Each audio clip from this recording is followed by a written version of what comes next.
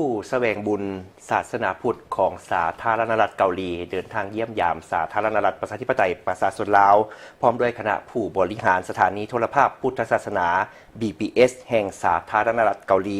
โดยการร่วมมือกับสมาคมแลกเปลี่ยนมรดกวัฒนธรรมสาธารณรัฐเกาหลีลาวในระหว่างวันที่2 ถึง 6 พฤศจิกายน 2025 ผู้แสวงบุญศาสนาพุทธของสาธารณรัฐเกาหลี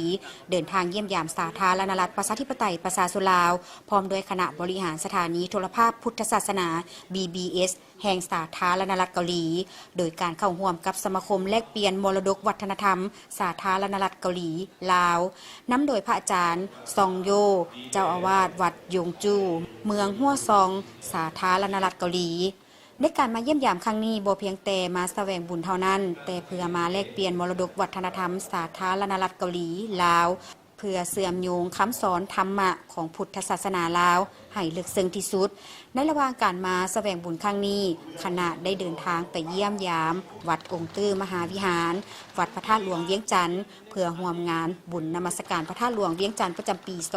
2025 พร้อมเดียวกันนั้นทางคณะยังได้มาเยี่ยมยามโทรภาพแห่งชาติลาวเพื่อเยี่ยมชมและอัดรายการออกอากาศทางสถานีโทรภาพแห่งชาติลาวซึ่งคณะที่เดินทางมาครั้งนี้มีพระสงฆ์19 องค์พนักงานโทรภาพศาสนาสาธารณรัฐเกาหลี1 คน